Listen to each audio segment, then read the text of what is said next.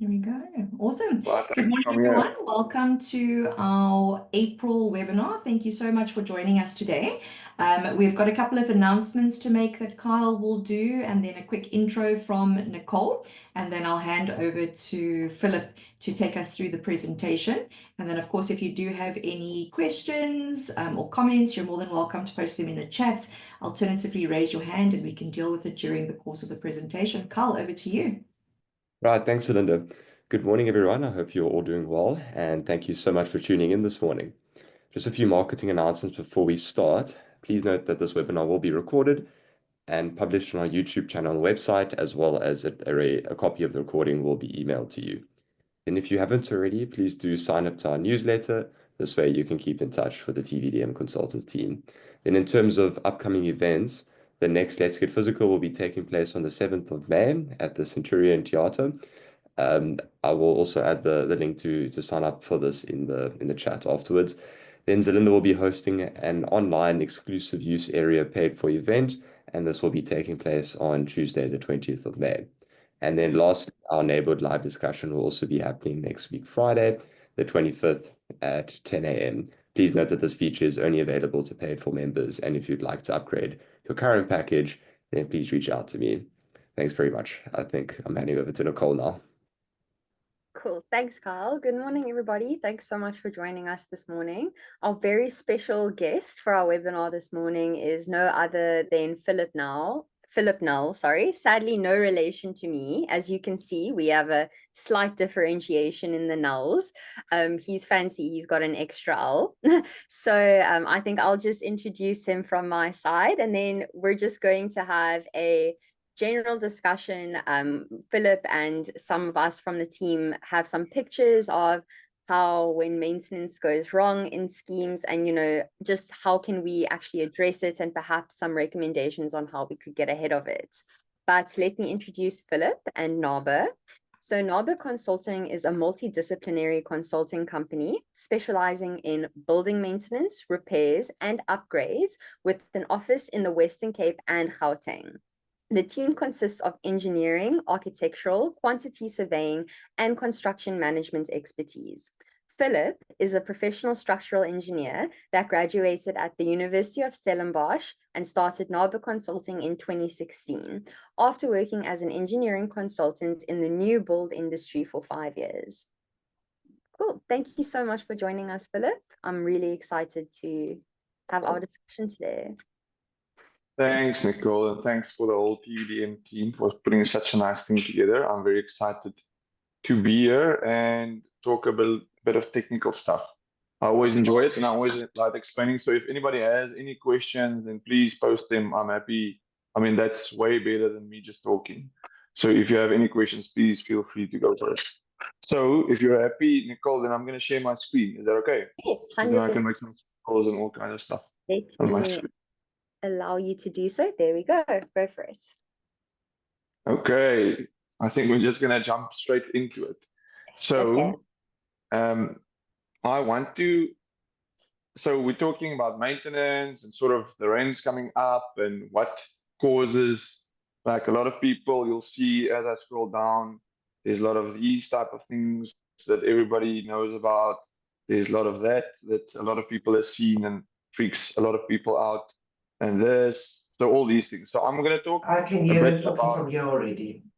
I'm going to talk a little bit about why that happens, how it happens, and sort of the things that people don't realize is that critical. So I'm going to start with this very nice picture here that I was very privileged to take one day on site when it just started drizzling. So what I want to show everybody is that so this is the top of a wall, and this is sort of, there's a flat piece on the wall there, and then what you see here is what you call a V-joint or expansion joint. This one is built like a V-joint. So that is there specifically to allow the building to sort of move a little bit, because everything in a building slightly moves. So what happens here in this instance is that crack forms there because this joint is most probably in the incorrect position. So you can see it follows that joint line very nice all the way, but it doesn't sit in the joint line. And that's because it is slightly in the incorrect position. So now you have a crack there. So a crack, and that's a very fine crack. If you stand far away and if it wasn't raining, you would have probably not seen that crack. So now what happens is that people ignore those cracks. Over time, they don't do maintenance, that crack appears, you just leave it. And people then typically think, my balcony is leaking, or there's some kind of other strange phenomenon in your building that is causing water to come in. But if you look at this crack, look at the amount of water that's running above the crack, and just look at the amount of water that's running below the crack. So about 50% of that water that's running on your wall is, not for every crack, but in this instance, and it's not a very wide crack. So about 50% of that water has gone into the crack. So people underestimate the importance of just a general maintenance cycle, looking at these cracks, maintaining the cracks, making sure that your joints are actually in the correct position, because that's very important. That's why these sort of cracks start to form. So I'm gonna talk then, about. Philip, Yes, go for it. sorry to interrupt. So then would you say that obviously this looks like an external facade / common property wall. So I mean, when those cracks form, obviously someone like myself, I'm not necessarily going to notice it because it looks like it's part of the wall almost. So what would your recommendation be? Like, how can schemes get around that? So like maybe, I know schemes have a maintenance repair replacement plan, but often that's just something written on paper. Do you then recommend like a yearly actual walk around for maintenance checks with the plan, looking, okay, we did XYZ last year, let's see how it's fared this year, that kind of thing, looking for small problems that do pop up before it becomes an entire crack along the wall? Yeah, so that's a very good question. So look, the thing is, so it depends sort of what the body corporate setup is. If you have like an on-site maintenance team, that's perfect, Get them to go around, look for cracks, and then repair the cracks sort of in the interim. Because the thing is, so let's talk about this one specifically. So okay, to get to your question, should you do sort of intermediate sort of running things? Yes, that'll be great. If you can do it, don't spend a lot of money on it, because you have to fix the underlying reasons for the crack. So just patching up the crack in this instance will just lead to that crack forming again next year. Yeah. So if you now patch that, so this is an external wall, exactly like you said, there is a crack in it. So patching it, yes, it's going to work for a very short time, but then it's going to happen again because the building wants to move there. So that sort of intermediate repair that you want to do is okay. It's going to prevent that water. So that water would then run over the crack in that time when it's now not cracked, but it's going to happen next year. It's going to open up again. So yes, do that sort of running maintenance. But what you actually want to do is you want to fix this problem, like the underlying problem. To fix this problem, you have to chop off. So you chop off the plaster there, like for quite wide, at least like 100 millimeter on either side. And then you find where that joint is supposed to be. So then you create that joint in the position where it's supposed to be. So that's the right thing to do. So to get back to your question, how do you do it on a day-to-day type of basis? It's difficult because theoretically, you won't have just one of these cracks. Your building should age sort of everything similar. So you should have, if you have one of these cracks, you should have quite a lot of these cracks, most probably. Then you'll have to do a bigger maintenance cycle. If you have on-site crew, let them walk around, let them try and patch it. If they do anything, like please don't let them, because the most common thing that people do is they go and put that pop and lap stuff. It's like a Semflex membrane that they slap over that thing, even worse. Like, don't do that, because I'll sketch to you what happens in that case. So now So you've got this problem now. Water now gets into this crack that you have there. But now what happens? So, sorry, I see my camera. It looks like I'm somewhere in a cave. I'm really not in a cave. So that's the Philip, wall. So this, what aisle in Builders will you find the Pup and Lup? hey, sorry, say again. In which aisle in Builders warehouse will you Yeah, find yeah. Pup and Lup? No, stay clear. It's there at waterproofing, so that's everybody will walk to the waterproofing aisle. They'll get some sort of a Semflex type of membrane thingy that you can clap on. Look, it has obviously it's a good product, it's an amazing product. It's just the wrong application for it. So now what happens here is you've got that crack. So this is a section through the wall. I hope that makes sense. So this is the inside, and that's the outside. So what we were looking at, we were looking sort of from that direction on the photo. Okay. So now what happens is you have that crack there. There's this crack in the plaster. So water was running there, and then it went into the crack. Okay. Now, if you put that Pup and Lup stuff over, it's going to work. For a while, it's definitely going to work because it seals tightly and it sits there. So now it sits here. It sits there on that face there, your Pup and Lup, which is great. You know, at the beginning, it would sit very tight there. So water is going to run at the beginning, is going to run over it. But now what happens is over time, that Pup and Lup story it's going to start delaminating over time a little bit.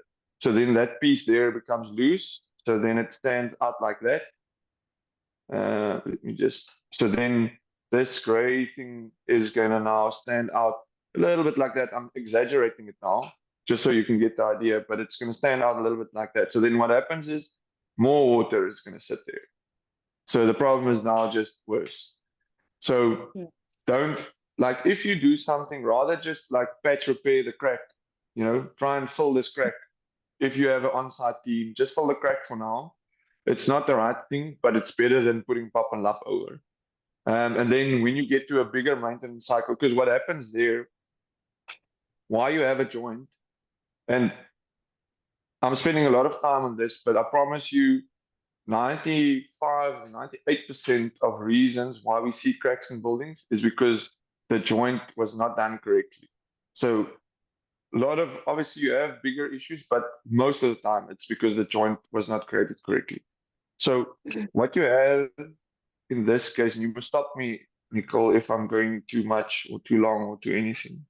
So there's this piece of concrete that's there. There's a beam there. So that's typical sort of construction. There's a concrete beam there. And then below that is where your actual brickwork sits. So this is where your brickwork sits there. And the reason why I'm sketching it sort of thinner is because this piece here is then your plaster. So now this is your plaster on the edges, okay?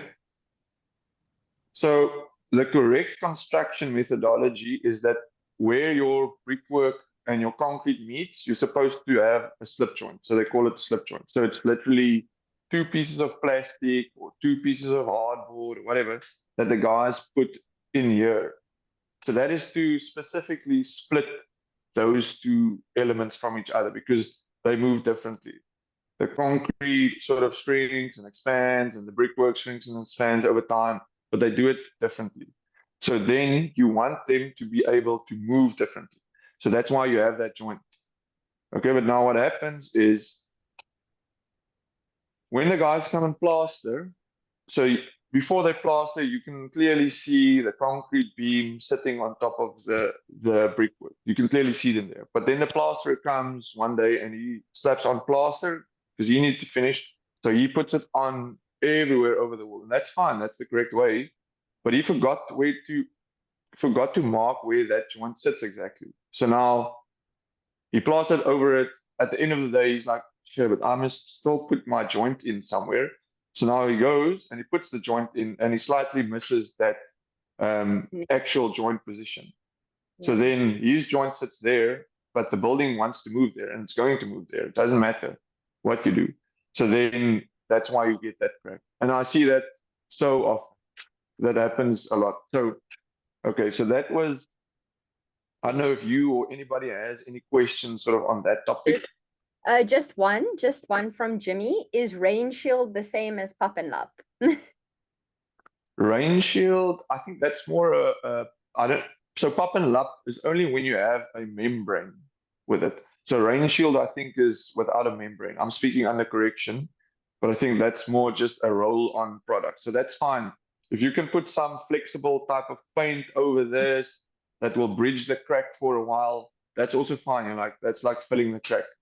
So Jimmy, I think the Rain Shield, if it's without a membrane, then it's not like Pop and Lap. So Pop and Lap specifically refers to that lap portion, which is a membrane that you soak in a product and then you apply it on a surface. So as long as you don't have the membrane, then you're good. In this instance now specifically. Okay, so then I want to talk about, yeah, it looks rough. It looks rough, but it's not that. So this is sort of the process, and it is, I mean, it is actually bad. And we're gonna do like a case study on this property actually, because they maintained one portion of their property very well, or fairly well. You know, they've done frequent maintenance on it, but then there's this sort of loose standing building that they neglected a little bit. So now it's way worse. Like this building is way worse. We're not talking about 50 years of not doing maintenance. We're talking about 20 years or something like that, you know. So it happens fairly quickly. So first thing that I want to point out to people is people think, you know, they left their maintenance for a long time, and then now they want to do a big maintenance project. So if you look at this, that is the only piece. You see there is a little bit of a different color of paint there. That's the only piece of paint that remained on the wall. The rest of it was all just washed and blown off. And in pieces, the washing went straight down to the plaster. So now you can imagine, like, I'm going to exaggerate a little bit again here, because people want to, you know, you're now doing a maintenance project, and we haven't done it in a long time, but we're now committing, we're doing one. So now everybody thinks that it's going to look like day one when it was handed over, you know, way back in time. But what happens here is that, and I'm going to just, maybe I can use this sketch. So what happens there is this is your plaster surface. So now we're talking about very, very thin layers, but you can see it if you paint new paint over the entire surface, then any imperfections, you know, just gets exaggerated. So what happens now is this is their old paint. Use a different color. This is their old paint that was on there. Okay, so now in some pieces it sits, some pieces it doesn't. So you sort of get that type of effect. You know, then you have these patches there that's back to plaster, all the way back to plaster. So now, like, you can't get this piece is stuck there because that's the way it was supposed to be. You know, that still lasted quite long. So if you now go and paint over this, now you paint a layer over that, then you're going to see those sort of divots. You know, it's going to do that. It's going to do that. This is very exaggerated, but that's just what's going to happen. So if you don't maintain your building frequently, then you cannot reinstate it. And there's a very nice graph that we have in our maintenance plans that shows you can only up to a certain extent can you always reinstate or maintain your building to look exactly the way it looked right at the beginning. After that, once that boat sailed, you can't then make it look perfect. You can, but then it's going to cost you a lot of money, and nobody wants to spend it. It's unnecessary to spend it. So that sort of nice aesthetics of the building gets totally lost if you don't. So that was my purpose for that photo, is to just show you that they haven't maintained it properly. So now they must either then accept that they're gonna have imperfect surface once it's complete, or they're gonna have to spend a lot of money on getting it nice and smooth again. So that's sort of the two things. Yeah. And all these cracks, I mean, they have a lot of moisture issues at this building. So all these cracks on the surface allowed moisture in over time. So a lot of moisture damage on the inside. Mm. This is an interesting one here. Any Looks like a questions on desert. that previous? Yeah, no.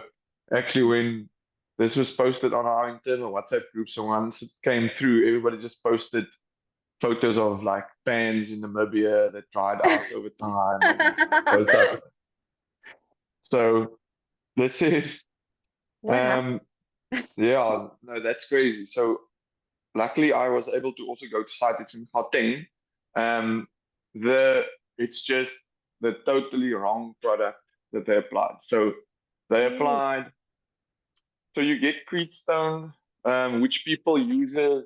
There's a photo that you guys. It's this one here. So a lot of times Creedstone is sort of on ceilings, to skim. So you'll see it sometimes in buildings. You see sort of that yellow, light yellow finish.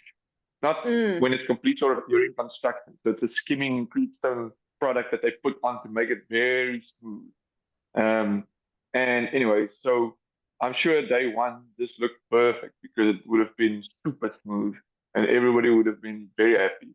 But it's like you can only apply that very thin. So this was firstly applied super thick, and then when the moisture goes out, that thing just shrinks like the whole thing just shrinks in, and then you get exactly this.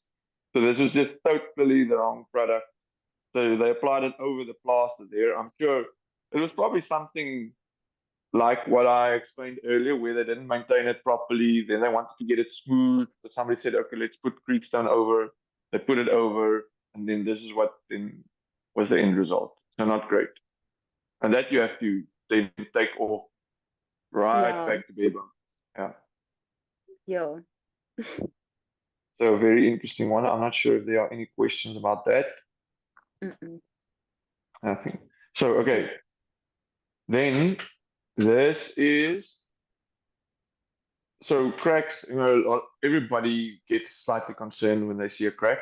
And that's normal, if you like, I mean, we're in the industry, we studied for a very long time to realize why you get cracks, if it's important or not important. So it's normal for somebody that's not in the industry to get concerned about a crack, and they should, because it can be a very serious crack. This here is a ceiling. So there you can see the light in the ceiling. And ceilings are constructed in this way. So if you take a section through the slab, so usually it's below, it can be below like a roof truss, it can be below any type of roof. So your ceiling sits below your roof level, typically. But let's take an example where you have a concrete slab. So there's a concrete slab there. Then the ceiling will either hang quite low, so you get like sort of hangers that's there, and then you get a whole like support structure that's built there, and then those ceiling boards are then fixed to that support structure there at the bottom. And that's sort of the light that sits there, just a section through the thing. So I hope that makes sense. Yeah. So that is sort of typical way that they build it. Sometimes people just put battens on. So the reason for a ceiling, let's just talk about the reason for a ceiling quickly, is for services. Most of the time, people, like if there's a concrete slab, then people want to put downlights in, they want to put all kinds of stuff in there. So then you create a space below the concrete slab, which is very difficult to put services in after the fact. So now this is your ceiling. So you create this space there to run cables, put your lights, all kinds of stuff. That's the purpose of it. So now what happens there is the ceilings are built with boards, so gypsum boards, and they call it 1.2 meters wide. So they come in, they put all these sheets on the ceiling, and they fix it to the underside of the ceiling. So what happens now is that's one ceiling board there, and then it butts up, and then there's a new ceiling board that starts there. Okay, So that's what that looks like. So that crack that we see in that photo is just right at that point. So it's where the two boards meet. So Okay. like why they move can be for like lots of different reasons. Maybe somebody worked on that light and they were busy shoving it around, and then the one board moved, the other board stayed, still, and then at that joint it just started cracking.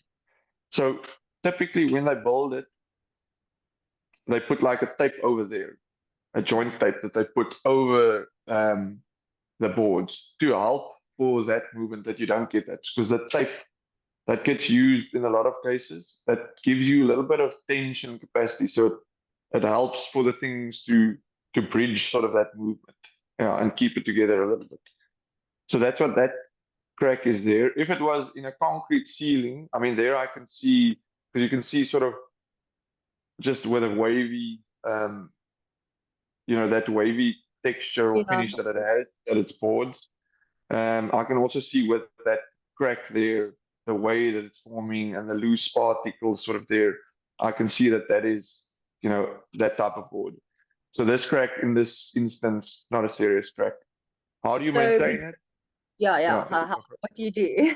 Yeah, what do you now do to fix that crack? So look, you're gonna have to try and put the tape on, because if it doesn't have that tape on there, it's just gonna keep on doing that. Mm. You can, so people will, you can paint it, and then you must try and get something flexible over that joint. So the tape is the flexible part that you put over that joint, and then you can skim it again and paint it. The other thing that you can do, but that nobody would want to do that, but you have to follow the same. So the thing with cracks is you have to either make your elements stronger there. So by putting that joint tape over there, putting some sort of a mesh over there. So that's the one thing you must do. You must either make it stronger over that crack, or you must accept that there will always be a crack, and you must just make sure that crack happens neatly. So Okay. that's a joint. That's what a joint is. That's exactly what a joint is. A joint is, I'm accepting that the building is going to move here, but I just want it to move nice and neat, Mm. So then, I mean, but most people, you won't really do that in a ceiling. So, but you can then put a joint in that position. So you just put something flexible in there. And then it's not going to open up. So that flexibility, that the joint between the two boards will always be closed. You won't see it. So it's going to be a straight line. You'll see the line, but it's going to be a nice and a neat line.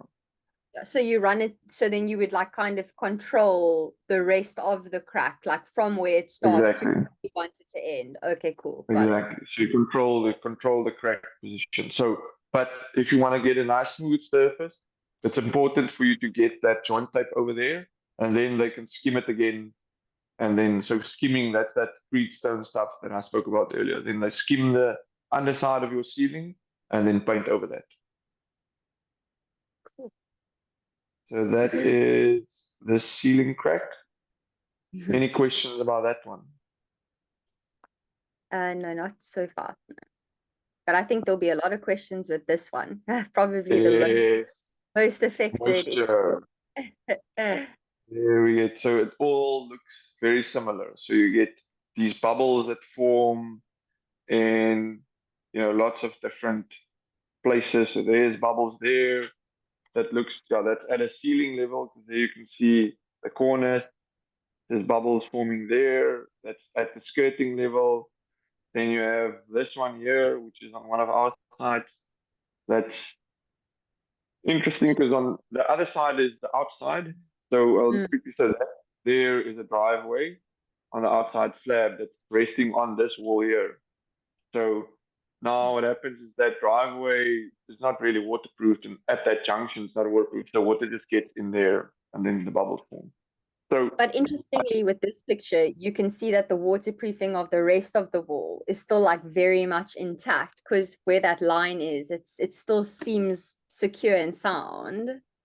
yeah, so the thing is, yeah, exactly. So the thing, this underside of the wall, the water has just not gotten there. So the water runs on the slab, and then it gets in between the plaster and the paint and whatever, and then the moisture starts to evaporate, and that pressure. So the paint is flexible. And that's why you get these bubbles, because the paint is some flexibility in it. So now it just puts pressure behind the paint. So between the plaster and the paint, when the moisture evaporates, and then it forms these bubbles. So it's only a matter of time until it gets to that point there. Okay. Yeah. Okay. And look, the thing is, on this side, this is just a symptom. So you cannot do anything on this side to fix the problem. You can do a lot of things to make it nice and neat again, but it's not going to fix the problem. So, and it's the same with all of these ones. Like if you look at this one here and all of the other ones, you've got moisture that goes in somewhere, but gets in somewhere. And we can talk about that now, like where does it get in? And we can talk about each of these photos, where does it get in? But that bubble there is just a result of the moisture that's in the wall, and now it's trying to get out of the wall. So now it starts evaporating, and that evaporation then puts pressure behind the paint, and then it just forms a bubble. So that's why you see all of that. So now let's talk about, I'm going to talk about this one first. So this one is at a skirting level. Let me just arrange my photos. Okay, so this one is at a skirting level. So there's lots of things that happen there at that point. So if you look at, so let's assume it's on ground level. Let's just for now, for this discussion, assume that that is on the ground. So you have the ground, then you have your floor there on the ground. So this is your, what they call a surface bed. So that's there. So, and then you've got your wall here. That's your outside wall. Okay, and we'll talk about a lot of things that happen there. So now, remember the soil, like especially in Cape Town, in a lot of places, soil is wet. You know, you've got a water table, it rains, water finds its way obviously into the soil, it runs underneath the building. So there's a lot of things that happen, and soil can and will be wet. So the way that it's built, so in this situation, so this is a section through the building. So this is the inside, and that's outside.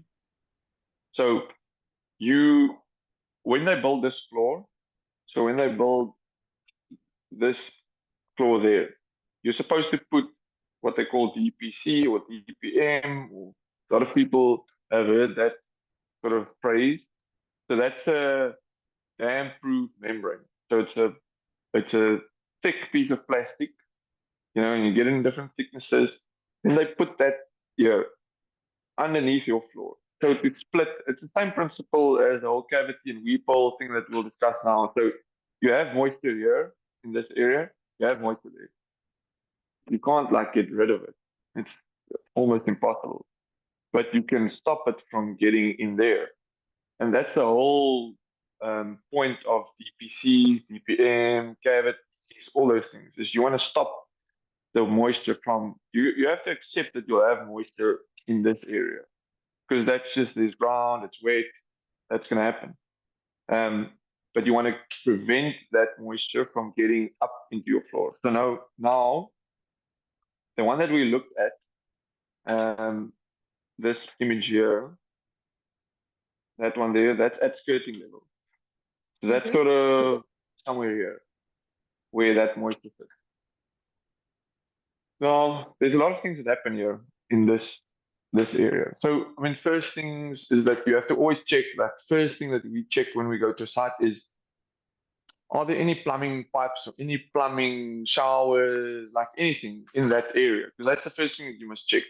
Are there any sort of, apart now from the natural water table and everything that happens in rain on the outside, is there any plumbing stuff in that area? Because that's most of the time that's your culprit. Is there a pipe running in the wall? Is there maybe a shower? So this was here. So is there maybe a bathroom on this side? Maybe is there a kitchen on that side? Anything that takes, or where there's water running to it or away from. So that's your first step always. Make sure that there's no plumbing, shower, toilet, bathroom, anything on the other side. And then first cross that one out. Okay, so now let's say that one is crossed out. Then there's a lot of reasons why this can be the case. So here you have your cavity wall. So you're supposed to have your C in the cavity wall that sort of does that, and then it goes out.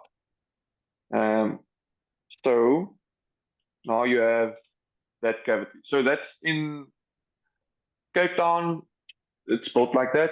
Gauteng, people don't build cavity walls, they just build the walls right against each other. So they don't have this gap.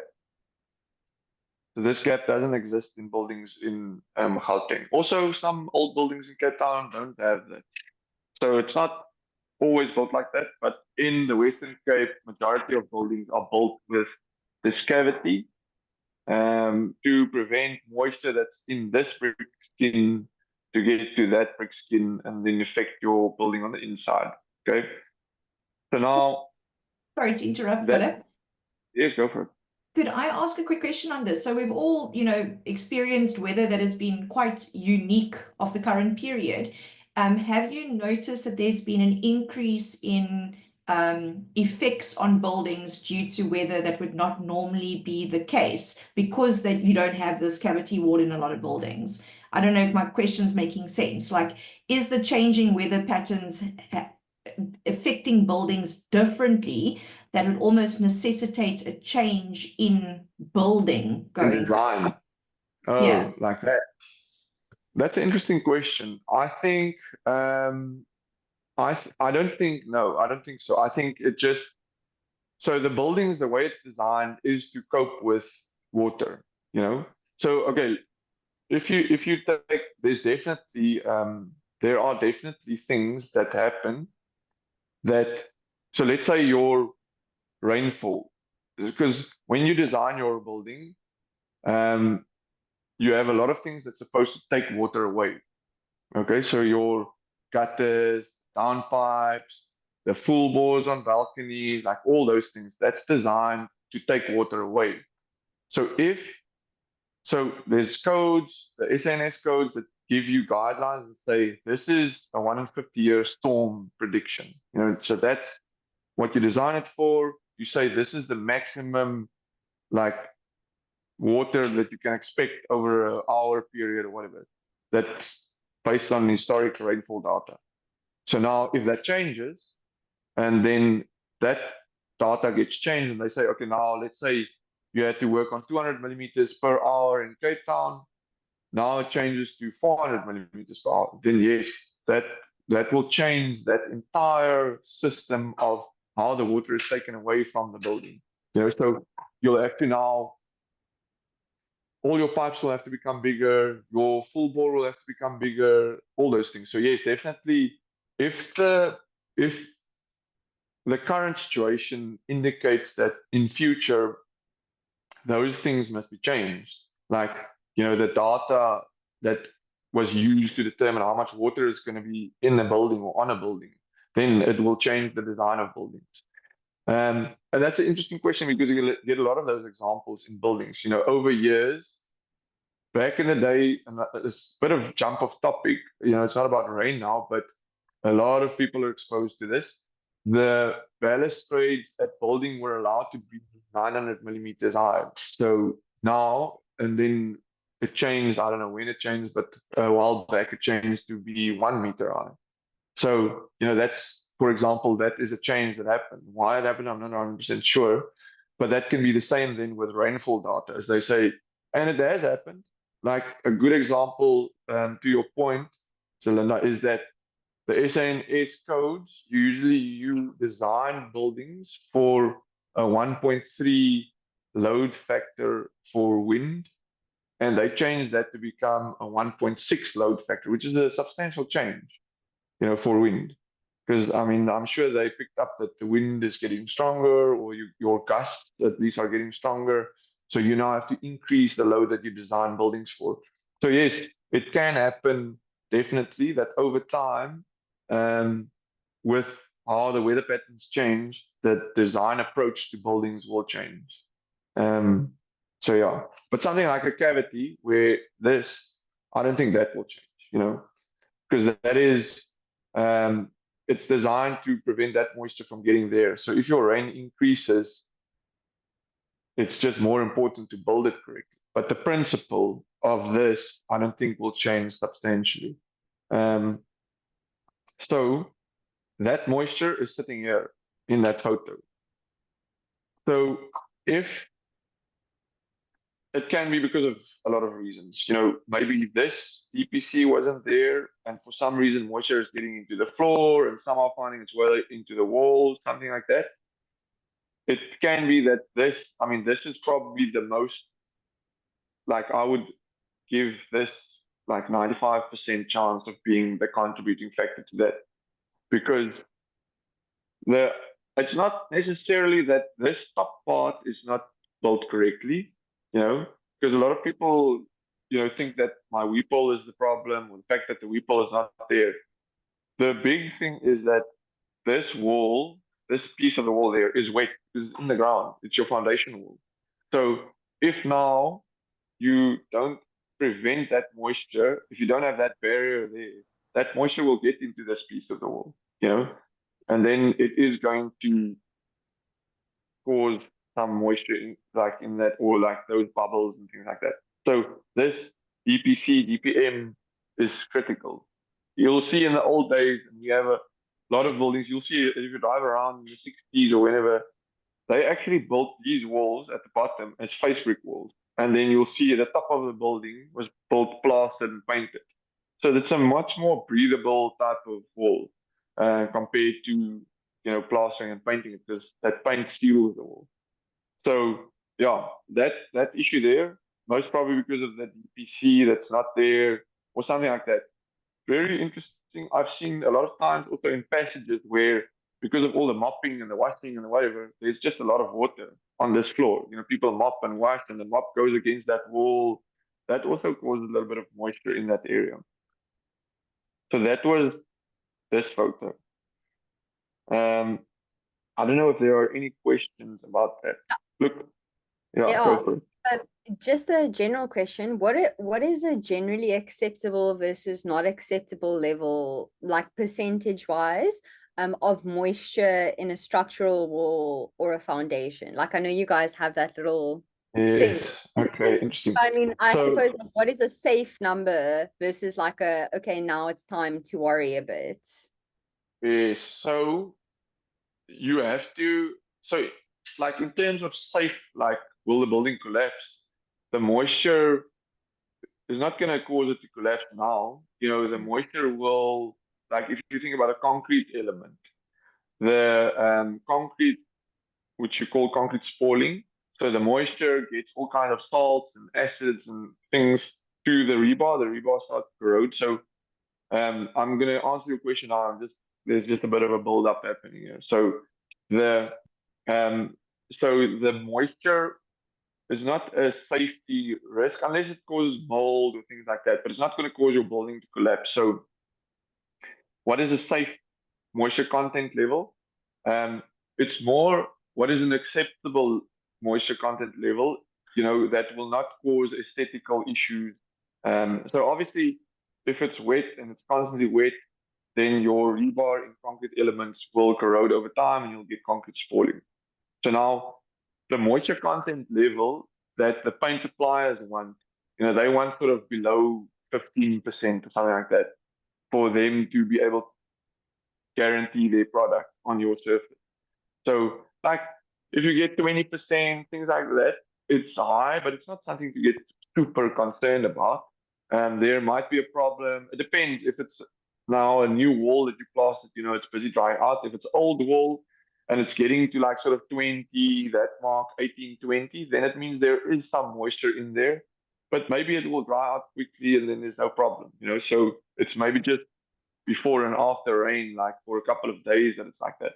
If it's 30% or anything above 20 for prolonged periods, like, you know, if you measure it and it's for the entire winter, it's 30% your wall, then there's a problem somewhere, but if it's sort of in the range of the 20s, it's not a major concern. The paint guys won't get super excited about that because they want it to be in the 15% to guarantee their products and things like that. Yeah, so that's sort of the moisture content level. And then, sorry, maybe just to add on to that, is it normal for complexes that are closer to the ocean or the sea to have naturally higher moisture readings? Because Yeah, of for sure. Yeah, and where it's very humid, like I would say, Limpopo regions, super humid, so yeah, definitely. If people are closer, it's way more aggressive environment. There's more moisture in the walls. There's all kinds of things that happen there. So yeah, definitely. The answer to that is yes. So then it's even more important to make sure that your cavities and everything is working properly. So now the question is, okay, so now this person has that problem. They've got that moisture in there. How do they fix it? So this DPC, like I said earlier, is critical. You have to have that there. So if that's not there, like the building is not going to collapse, like I said earlier. So that moisture there it's not nice, it's irritating because you paint your wall and next year you have to paint it again. So it goes like that. So to put that DPC in is quite a rigorous process. So the cavity reinstatement is one thing because that sort of goes there. But if there's no DPC, you have to split that wall. So you have to take this piece out also and that piece to achieve that. And that's very difficult. But there are lots of ways of doing that. And if you really want to get rid of that moisture at the bottom of your wall, if it's such a big problem, then that is the only way to achieve that, is to create that barrier at that level. Cool. Okay. I'm going to, so they're all very similar, like they look similar. The reason for it happening is obviously very, or not obviously, but it is very different. So if we look at this one here, it's at a sort of ceiling level. So this is at a ceiling level. So that will probably, I mean, it's difficult to say now, but most of the times that happen because you have a slab. I'm going to go to one of the previous sketches.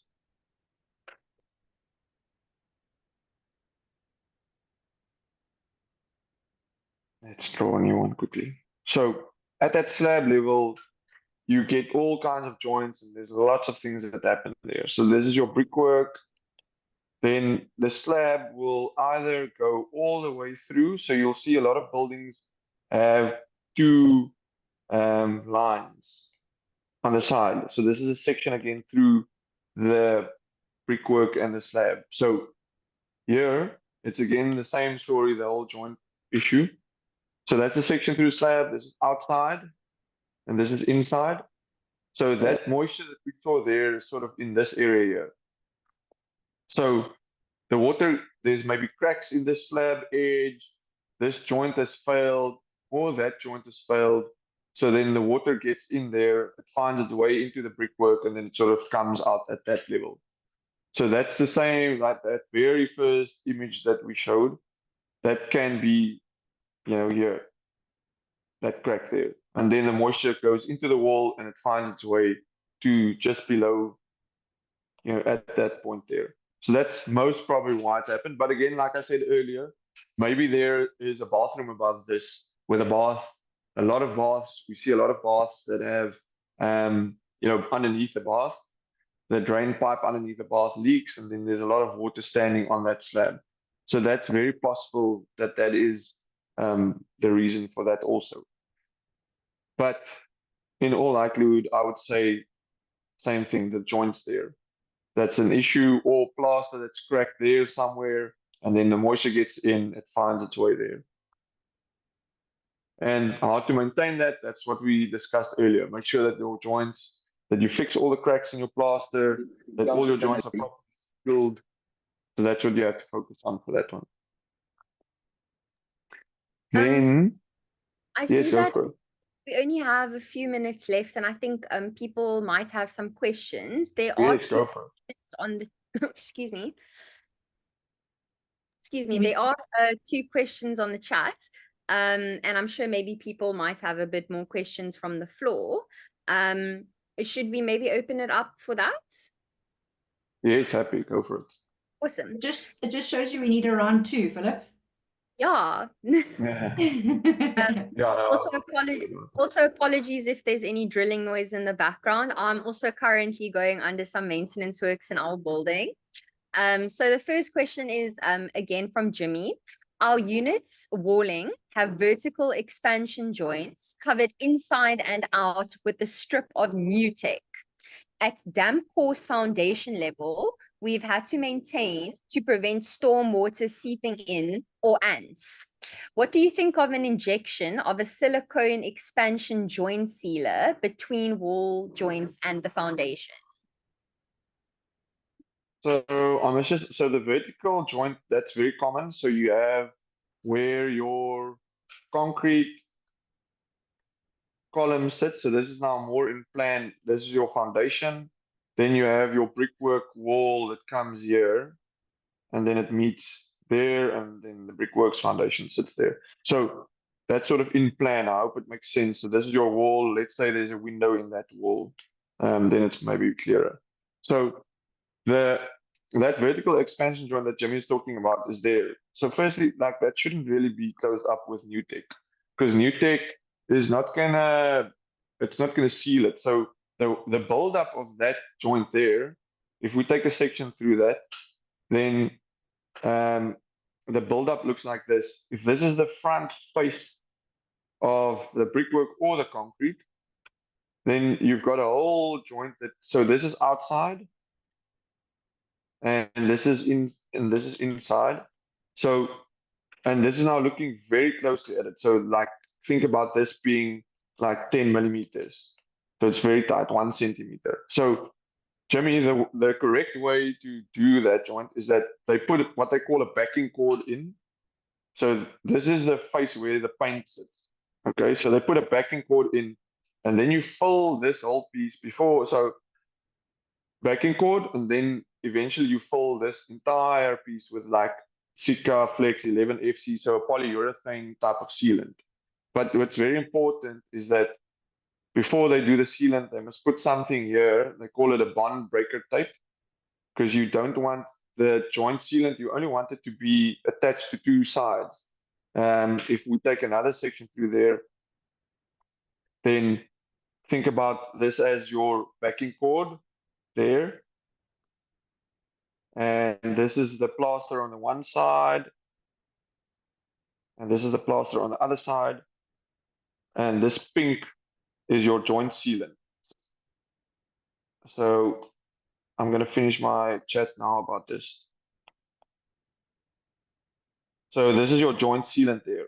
So the joint sealant, so that's the joint sealant. I hope it makes sense. This is outside. So you're looking sort of from underneath or from the top, and this is inside. So that bond breaker tape is critical, and it's something that you put there because you want this joint sealant to only be bonded there and there, so that when this moves that way, that moves that way, then the entire joint sealant can expand. If it is attached there, then what happens is something like this. So it creates a triangle because now it's attached there at the bottom. So it wants to do that instead of expanding just like this. Understand? So then this piece here, because now you have a bond breaker tape, then that can move together. So anyways, it's very important. So Jimmy, no Nutec, to put the sealant that you're talking about on foundation level, you won't really put a horizontal seal there. No, you won't put a horizontal seal there. So that, what I'm talking about is the vertical expansion joint there. So, but you won't inject anything horizontally there. But you must obviously have your, like we discussed, you must have your DPC at that floor level sort of there to split the moisture from going up there. I hope that answers your question. Awesome. Thank you. And then just another one. Do damp vents help rising damp in walls and stop the paint peeling? Like, do So they no, actually? that doesn't. It's damp vents or those old vent blocks that you see in buildings that you find typically here, you know, at above windows and doors. So it looks something like that. That is so important. Like, I mean, but it's not to, it won't prevent damp in your unit. Like it won't prevent moisture, water from coming into your unit. It's not supposed to drain sort of the wall like a weeple. It's supposed to ventilate it. So it's a vent block. It ventilates. So I come into a lot of units and people say, no, they've got major moisture ingress issues. But then it's just because they never open their windows in their bathrooms. And then you see all those black spots forming everywhere because it's all, you know, it's just all that moisture in there and never gets out. And the old buildings had these vent blocks, you know, above windows and doors to have natural ventilation going through the building. And that will definitely help with moisture inside your unit. Like let's say you have a little bit of moisture at your skirting level or at your cornice level, that is because of something totally different. The more ventilation you have, the more it's going to dry out. So the problem will be better, but it doesn't stop the water from coming in. It just ventilates it and dries it out. I see that he's actually meaning like a damp vent plug that goes like into the wall. If you open the chat, he's just posted a pic there. But it looks like a little thing that physically goes into the wall closer to the bottom. Let me see. But I wonder if that's not the weeple cover maybe that he's talking about. Maybe gonna chat. Let's see. Damp vent. Yeah, it's supposed to. It looks like I haven't seen something like that. Let me just see. It looks very similar to like a weeple, but on the inside. So I guess this thing's purpose is to ventilate the cavity, which a weeple will also do. So it'll be similar to what this is. Looks to me similar, like it's a bit of a combination of a weeple and that vent block. So I would say the bottom one that sits on the outside will help to drain the cavity, similar to a weeple. So that will help drying out and preventing moisture from getting in. The internal one will just ventilate. So then it will ventilate that cavity. So then if you have the combination of the two, it should then act as a vent block. And the one on the lower side that's pointing towards the outside, that will act as a weeple. But then you still have to have your DPC there. That's still important. I hope that makes, Tyrone, I hope that makes sense. That's super interesting. I didn't even know about those things. No, we always learn, hey? We always learn with Nobbe. I think we're going to have to cut it there, guys. We've just exceeded our time. Philip, thank you so much for your time. I know so much preparation goes into it as well. And we really appreciate your time and appreciate your expertise. As you know, I always enjoy looking at how skilled you are on your iPad. So thank you again for the technical lesson as well. One of the things that I find the most interesting about the difference between the Western Cape and other schemes is this whole cavity wall issue. And it's like, it's just, yeah, it's beyond my comprehension. We've got quite a few comments and chats in the group. So I really thank everybody for their participation as well. And like I said, maybe we can most certainly pick up on an extra a webinar a little bit later in the year. Maybe we can look at what happened when people did not take your advice and prepare for the rainy winter season, and we can post a couple of new photos in that regard. But until next time, just a reminder that the session was recorded. We'll share it on our social media and our website and all that fun stuff. And yeah, over to you, Philip, if you'd like to do a final conclusion and goodbye. No, I just want to say thank you to you guys and your team for putting such an amazing thing together. I think it's very nice to interact with the people out there and give some advice. And yeah, so thank you very much for that. I appreciate it. Awesome. All right. Thanks, everyone. Have a lekker long weekend and happy Easter. Enjoy all the chockies, not too much. Stay safe for all those fun things if you're traveling. And then until next time, keep well. Bye, everyone.